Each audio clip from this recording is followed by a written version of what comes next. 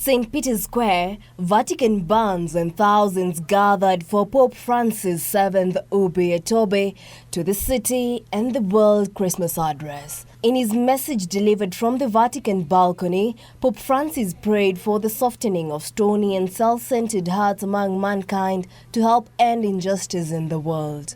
The pontiff also spoke about the plight of those hit by conflict, natural disasters and disease. He called for peace in the Holy Land, Syria, Lebanon, Yemen, Iraq, Venezuela, Ukraine and several African countries, including South Sudan. May Christ bring his light to the many children suffering from war and conflicts in the Middle East and in various countries of the world. May he bring comfort to the beloved Syrian people who still see no end to the hostilities that have rent their country over the last decade. May he stir the consciences of men and women of goodwill.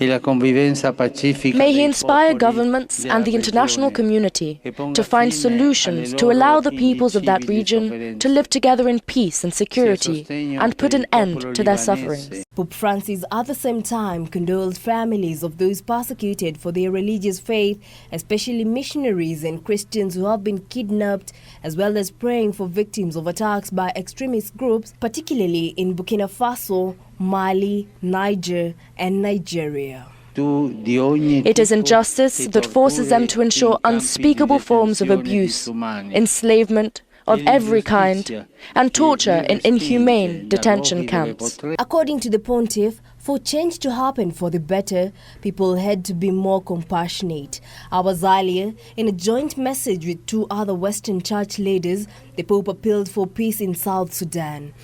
In their statement, the pontiff, the head of the Anglican Church and the former moderator of the Church of Scotland, called for the renewed commitment to the path of reconciliation and fraternity. South Sudan declared independence from Sudan in 2011, but has been crippled by conflict ever since.